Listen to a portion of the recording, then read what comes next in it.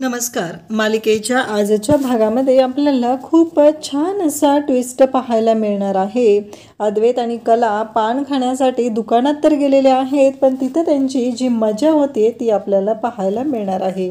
तर अद्वैत आणि कला यांना पोलीस पकडणार आहेत आणि त्याचबरोबर अद्वैत आणि कला यांची वाट तर लागणार आहे, कारण ते दोघं नवरा बायको आहेत असा दाखवण्यासाठी एकही पुरावा त्यांच्याकडे नसणार आहे. आणि त्यावेळेस कला पोलिसांना कशा पद्धतीनं पटवून देते आणि रोहिणीने रचलेला कलाविरोधाचा जो डाव आहे तो अद्वैत आणि कला कशा प्रकारे उधळून लावतात हे आपल्याला पाहायला मिळणार आहे. यासाठी हा व्हिडिओ शेवटपर्यंत पहा. तर कला आणि अद्वैत दोघंही पानटपरीमध्ये पान खात असतात आणि त्या दोघांचं सुरू असतं. कला म्हणत असते की तुला काय माहिती आहे रे, छोट्या छोट्या गोष्टीतली मजा काय असते ते, तू मोठा चांदेकर लागून गेलास ना. कलाचं मात्र टोमणे देणं सुरूच असतं. त्याला बोलत असते, अद्वैतला चिडवत असते. अद्वैतला म्हणत असते की काही झालं तरी तुम्ही चांदेकर आहात ना, तुम्हाला काय माहिती कसं असतं ते, गरीब कशा कशात आनंद शोधतात ते, तुम्हाला काय देणं घेणार आहे त्याच्याशी, असं म्हणत ती अद्वैतची चांगलीच खेचत असते. अद्वैत म्हणत असतो म्हणजे काय तर तेवढं. तेव्हा कला म्हणत असते तुला नाही माहिती रे, म्हणजे गरिबांचा आनंद कशात असतो, ते छोट्या छोट्या गोष्टीत आनंद शोधत असतात. अद्वैत म्हणत असतो म्हणजे काय म्हणायचं आहे काय तुला नक्की ते सांग बरं मला आधी एकदा. तेव्हा कला म्हणत असते की हे बघ चांदेकर, तुलाही माहिती आहे मला काय म्हणायचं आहे ते. आणि त्या दोघांचं हे सुरू असतं. दोघंजण पान बनवत असतात, एकापाठोपाठ एक पान खात असतात, त्यांची मजा मात्र सुरू असते. आणि त्याचबरोबर इकडे आपल्याला पाहायला मिळतं की रोहिणी उठलेली असते आणि ती म्हणते अद्वैतच्या रूमचा लाईट कसं काय चालू आहे असं म्हणत ती अद्वैतच्या रूमकडे येते. अद्वैत पण घाईघाईत लाईट बंद करायचा विसरलेला असतो आणि तो तसाच कलाच्या मागे निघून गेलेला असतो, कारण त्यालाही पान खायची तेवढीच इच्छा झालेली असते. आता रोहिणीच्या मनात खूप मोठं काळबेरं असतं. तिला काही करून अद्वैत आणि कलाची वाट लावायची असते, म्हणून ती सगळा हा डाव करत असते. त्यानंतर आपल्याला पाहायला मिळतं की ती म्हणते की काही झालं तरी सरोजवहिनींना मी सांगणार आहे की हे दोघंजण रोमॅन्टिक डेटवर गेलेले आहेत. इकडे आपल्याला पाहायला मिळतं की कला आणि अद्वैत राजूच्या पान शॉपमध्ये पान खात आहेत, पान बनवून खात आहेत. आणि तेवढ्यात राजू तिथून येतो. त्याच्या लक्षात येतं आपण तर शटर अर्धं उघडं ठेवलेलं होतं, मग हे असं कसं झालेलं आहे. आणि तेवढ्यात त्याला आतून आवाज येतो, तुझे किती झालेत. तेव्हा अद्वैत म्हणत असतो की 13 आणि कला म्हणत असते 8. त्या दोघांचं हे बोलणं राजूच्या कानावरती पडतं. त्याच्या लक्षात येतं अरे आपल्या पान शॉपमध्ये तर चोर शिरलेले आहेत, आता काही करून मला पोलिसांना कळवायलाच पाहिजे, कारण या राजूच्या पान शॉपमध्ये चोरी करतात म्हणजे काय असं राजूचं म्हणणं असतं. आणि तो म्हणत असतो की काहीही झालं तरी मला यांचं बघायलाच लागणार आहे, कारण हे चोर माझ्या पान शॉपमध्ये कसे शिरलेले आहेत आणि ते कसे शिरू शकतात माझ्या पान शॉपमध्ये, हा विचार राजूच्या डोक्यात आलेला असतो. आणि तो लगेच पोलिसांना कॉल करायला घेतो, कारण या राजू पान शॉपबरोबर गद्दारी, त्याच्या दुकानात चोरी ही यांना महागातच पडणार आहे असं त्याचं म्हणणं असतं. आणि त्याचबरोबर हे जेव्हा बोलणं चालू असतं तेव्हा मात्र राजू लगेच पोलिसांना फोन करतो आणि त्यांना सांगू लागतो की साहेब लवकर या, मी तुम्हाला लोकेशन पाठवते. अहो राजूच्या पान शॉपमध्ये चोर शिरलेले आहेत आणि 2 आहेत, एक लेडीज आहे आणि एक जेंट्स आहे आणि दोघंही बोलत आहेत, त्यांनी आता पैसे मोजायला घेतलेले आहेत. हे सगळं राजू बोलत असतो. आणि तेव्हा राजूने आता फोन केलेला आहे आणि तो वाट बघत आहे की काही झालं तरी आता यांना पकडून द्यायचंच आहे. कला आणि अद्वैतचं सुरूच असतं. कला म्हणत असते अरे चांदेकर बास, किती चुना लावतोयस तू. तेव्हा अद्वैत म्हणत असतो तू जेवढा चुना लावलाय ना त्याच्यापेक्षा तर कमीच लावलाय ग. कला मात्र अद्वैतकडे अगदी डोळे वसपारून पाहत असते. तिला असं वाटत असतं की चांदेकर चुकतोय, चांदेकरला आपण जाणीव करून दिली पाहिजे, त्याच्याकडून चुकतंय, त्याने एवढं पान नाही खाल्लं पाहिजे असं तिचं म्हणणं असतं. म्हणून ती अद्वैतला बोलत असते, परंतु अद्वैत मात्र ऐकायला तयार नसतो. त्याचं मात्र एकच सुरू असतं की मी खाणार, तुला काय करायचं आहे, आणि मी काय माहिती आहे ना तुला चांदेकर, आणि तू कोण आहेस खरे, त्यामुळं मी हे खाणार आहे, तू मला अडवायचं नाही, एवढंच त्याचं सुरू असतं. आणि अद्वैत अगदी इतका मोठा चुना लावून ते पान खात असतो. कला त्याला म्हणत असते चांदेकर तुला त्रास होईल, तुझ्या लक्षात येते का, नको खाऊस तू अशा पद्धतीने पान, असं तो बोलत असतो. आणि त्याला बोलत असते, पण अद्वैत मात्र ऐकायला तयार नसतो. तो म्हणत असतो की सगळ्यात बेस्ट पान आहे हे, खरंच म्हणजे मी ना हे जे काही पान खाल्लेलं आहे ना त्याची मजाच वेगळी आहे असं अद्वैत म्हणत असतो. कलाच्या लक्षात येतं अद्वैतने खूप मोठा चुना लावलेला आहे आणि आता त्याची तर वाट लागणार आहे. त्याला अगदी उचक्या यायला सुरुवात झालेली असते. त्याच्या लक्षातही येत नाही की या पानामुळं आपल्याला काय काय प्रॉब्लेम सहन करायला लागणार आहेत. आणि अद्वैत कात चुना सुपारी सगळंच असं जास्त खात असतो आणि कलाला म्हणत असतो की हेच भारी आहे आणि तुला काय माहिती आहे पान कसं खायचं असतं.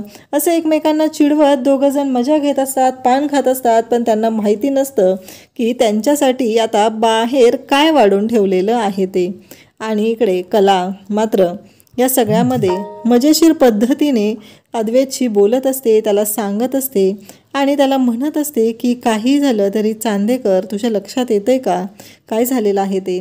आणि दोघंही पान खात आहेत. इकडे राजूने मात्र पोलिसांना कॉल केलेला आहे, पोलिसांना बोलवलेलं आहे आणि राजू पानवाल्याने ठरवलेलं आहे की काहीही झालं तरीही आत्ता आपल्याला यांना पकडून द्यायचंच आहे. हे जे चोर आहेत ना यांनी माझे पैसे घेतलेले आहेत आणि यांना मी सोडणार नाही असं त्याचं चाललेलं असतं. आणि इकडे मूर्ख रोहिणी मात्र वाट बघत बसलेली असते. आत्ता तरी हे येतील, यांना पकडायचंच आहे, यांची मजाच करायची आहे असं रोहिणीच्या डोक्यात सुरू असतं. आणि अद्वैत आणि कलाला पकडण्यासाठी तिने चांगली तिथे जय्यत तयारी केलेली असते. आणि आले की ते दोघंजण छान असा मोठा बॉम्ब फोडायचा सगळ्यांच्या समोर आणि सरोज वहिनीकडनं यांची वाट लावायची. तिला वाटत असतं ना तिचा मुलगा खूपच गुणी आहे तर आपण त्यांची चांगलीच मजा घेऊया असं इकडे चाललेलं असतं रोहिणीचं. आणि रोहिणी त्याच गोष्टीचा विचार करत असते.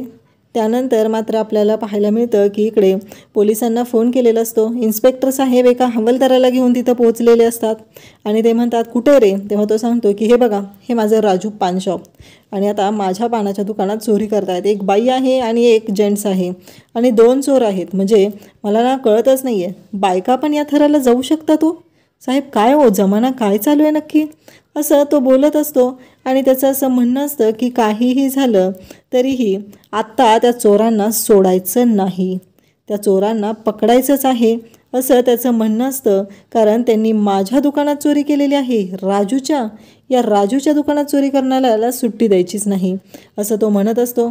इन्स्पेक्टर साहेब शटर उघडतात आणि पाहतात तर अद्वैत आणि कला दोघंही तिथं पान खात असतात. इन्स्पेक्टर साहेबांनाही धक्का बसतो. ते म्हणतात हे काय नवीन आता आणि ते पाहू लागतात तर अद्वैत आणि कला दोघंही तिथं पान खाण्यात दंग झालेले असतात आणि त्यांना दोघांनाही धक्का बसतो. ते म्हणतात काय करताय रे तुम्ही इथे.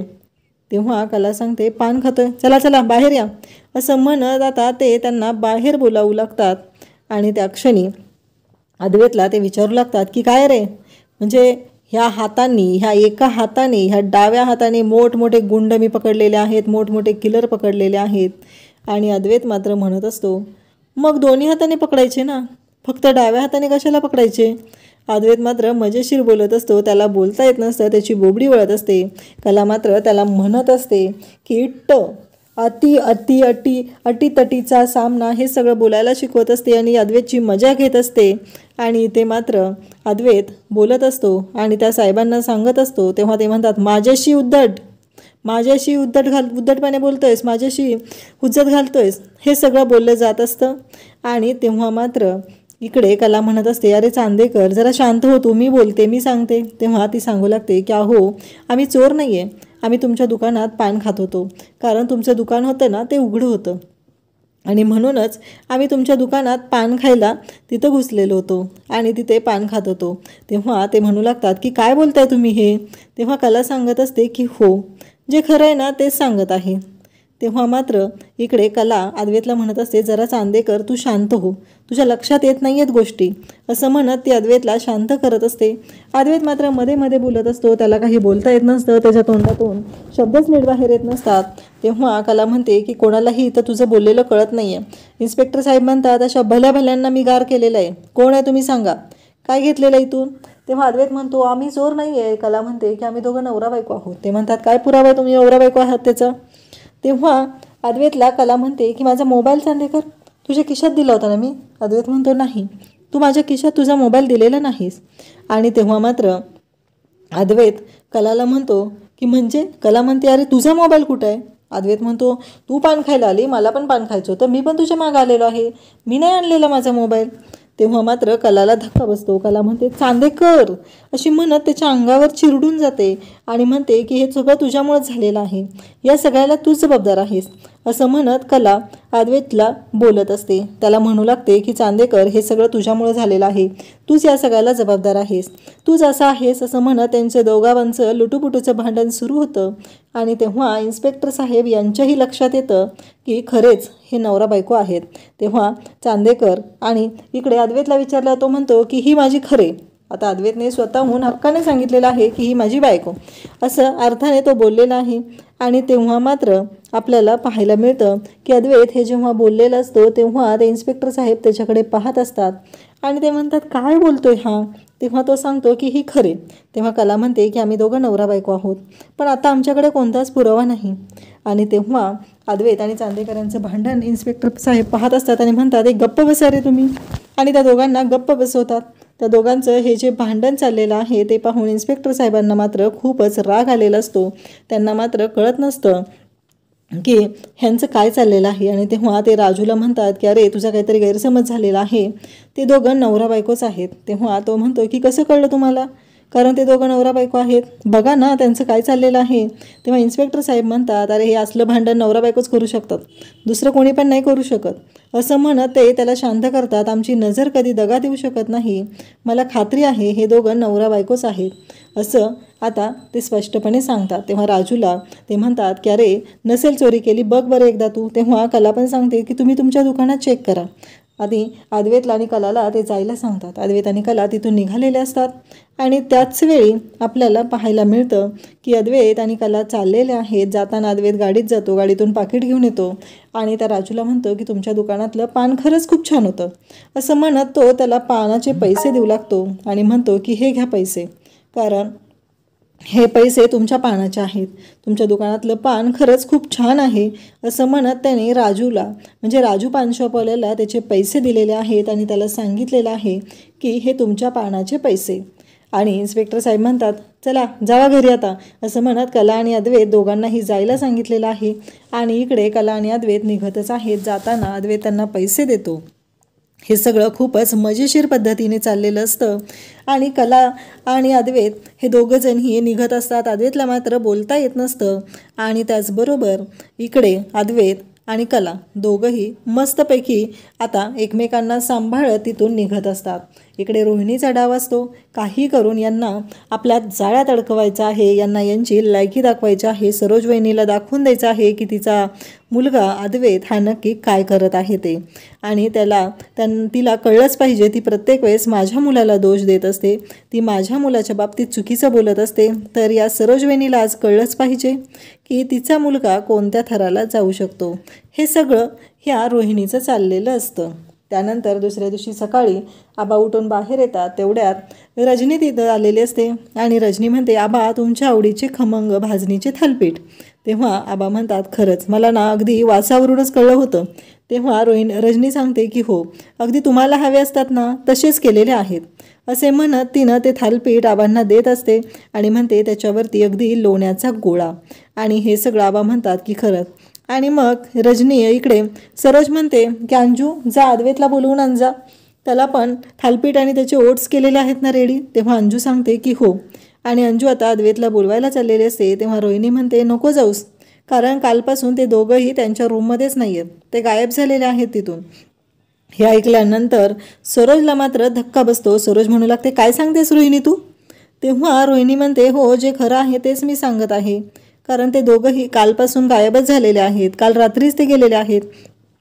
तेव्हा मात्र इकडे नैनाच्या लक्षात येतं की नक्कीच काहीतरी वेगळाच गोंधळ चालू आहे. आणि नैना म्हणू लागते की म्हणजे. तेवढ्यातच अद्वैत आणि कला दरवाजात आलेले दिसतात आणि मग सरोजला धक्का बसतो. रोहिणी म्हणते बघ ते बघ आले बाहेरून, कारण ते रात्रभर घरीच नव्हते, रोमॅन्टिक डेटवर गेले होते ना, रोमॅन्टिक लॉंग ड्राईव्हला गेले होते. आणि हे ऐकल्यानंतर कला आणि अद्वैतच्या लक्षात आलेलं असतं, ते सगळे आता उठलेले आहेत, ही गोष्टही त्यांच्या लक्षात आलेली आहे. आणि दोघंजण जेव्हा हॉलमध्ये एंट्री करत आहेत तेव्हाच त्यांच्या लक्षात येतं की आता आपण पूर्णपणे अडकलो गेलेलो आहोत, कारण आता आपण आईच्या तावडीत सापडणार ही गोष्ट अद्वैतच्या लक्षात आलेली असते. आणि अद्वैत घाबरलेलाच असतो. आल्या सरोज त्याच्यावर फायरिंग करायला सुरुवात करते. अद्वैत कुठं गेला होता, नक्की कुठे गेला होता. तेव्हा अद्वैत म्हणतो आणि लगेचच नैना बोलू लागते की रोड म्हणजे तुम्ही रोमॅन्टिक डेटवर गेला होता. अद्वैत आणि कला म्हणतात काय बोलताय हे सगळं. अद्वैत म्हणतो अगं आई, तिथे रोड साईडला पानाची टपरी असते ना, तिथे गेलो होतो पान खायला. हे ऐकल्यानंतर सरोजला मात्र धक्का बसतो आणि इकडे सरोज म्हणत असते की काय बोलतेस तू अद्वैत, तुझ्या लक्षात येतंय का. आणि त्याचबरोबर आपल्याला पाहायला मिळतं की कला मात्र शांतच असते. अद्वैत काय बोलत असतो हे सरोजला ऐकायला येत नसतं आणि अद्वैत म्हणत असतो की पान खायला गेलो होतो. हे ऐकल्यानंतर सरोजला कळतच नसतं पा आणि हे असं बोलणं. अद्वैत तुला काय झालं आहे, तू वेगळं काय खाल्लेलं आहेस का, असं सरोज त्याला बोलत असते. आणि त्याचबरोबर सरोज म्हणत असते की काही झालं तरी तुझं काय चाललंय ना अद्वैत, मला कळेल का. आबा म्हणतात अरे वा, काल दोघांनी एकत्र प्रसाद बनवला, आज पानटपरीवर पान खायला गेलात, खरंच खूपच भारी गोष्ट आहे. तुमच्याकडून या गोष्टीची मला ना खरंच अपेक्षाच नव्हती, पण हे माझ्यासाठी खूपच आनंदाचं आहे. देवीआईच हे सगळं करून घेत आहे. आणि हे सगळं आबा बोलत असतात आणि सरोजला तिथे शांत करतात. आणि त्याचबरोबर हे सगळं घडत असतं. त्याचबरोबर कला तिथं सांगत असते की पान खायला गेलो होतो. हे ऐकल्यानंतर सरोजच्या पायाखालची जमीन सरकलेली असते. आबा मात्र खुश झालेले असतात. आणि त्याचबरोबर आबा म्हणत असतात की काहीही झालं तरी अद्वैत आणि कलाचा संसार मार्गी लागलेला आहे. त्याचबरोबर आबा म्हणतात की चांगली गोष्ट आहे आणि हे सगळं खूपच छान झालेलं आहे. आबा म्हणतात जावा फ्रेश होऊन या आणि नाश्ता तयार आहे, नाश्त्यासाठी या, असं आबांनी सांगितलेलं असतं. आणि त्या दोघांना फ्रेश व्हायला पाठवलेलं असतं. ऐनवेळी आबांनी बाजू घेतल्यामुळं आता सरोज तर गप्प झालेली असते. आता उद्याच्या भागामध्ये आपल्याला पाहायला मिळणार आहे की कला आणि अद्वैत आता रूममध्ये आलेले आहेत. कला बाथरूमच्या जवळच उभी असते. अद्वैत टॉवेल घेऊन येत असतो. तो फ्रेश व्हायला निघालेला असतो. कला एकदम येते आणि तिथे अद्वैतला बाहेर ढकलते आणि ती आत जाते. अद्वैत पण बाथरूमचा दरवाजा ढकलतच असतो. कला म्हणत असते की आता खरी मजा घेणार आहे. हा प्रत्येक वेळेस मला तोंडावर पाडत असतो ना, आता ह्याला मी दाखवते मी काय करू शकते, असं कलाचं म्हणणं असतं. आणि कला मात्र अद्वैतला ढकलून आत जाते आणि अद्वैत पाहतच राहतो. अद्वैत म्हणतो काय आहे हे, प्रत्येक वेळेस तू असंच करत असती. तेव्हा कला म्हणते मी काय केलेलं आहे. आणि अद्वैत पण बाथरूमचा दरवाजा ढकलतो. कला दरवाजा उघडते आणि अद्वैत येऊन कलाच्या अंगावरती पडतो. तेव्हा कला अद्वैतला सावरते. कला म्हणते की हे बघ चांदेकर, काहीही झालं तरी प्रत्येक वेळेस तुला आधार द्यायला मीच आहे. त्यानंतर उद्याच्या भागामध्ये आपल्याला पाहायला मिळतं की कला आणि अद्वैत आवरून आता फ्रेश होऊन खाली आलेले आहेत. आणि इकडे कला आणि अद्वैत दोघंही फ्रेश झालेले आहेत. त्याचबरोबर कला आणि अद्वैत यांचं चाललेलं असतं ते म्हणजे की अद्वैत कलाला विचारतो की तू कारल्याची भाजी का केलेली असेल. तेव्हा कला म्हणते अरे मार्केटमध्ये गेली, तिथं कारलं दिसलं, मग मला तुझी आठवण झाली म्हणून केली आणि म्हणून आणलं मी कारलं मार्केटमधून, असं कला अद्वैतला सांगत असते. अद्वैतला मात्र कळलेलं असतं. आबा हसत असतात आणि सरोज मात्र कलाकडे पाहत असते. अशाच अपडेटसाठी चॅनलला सबस्क्राईब करा. थँक्यू.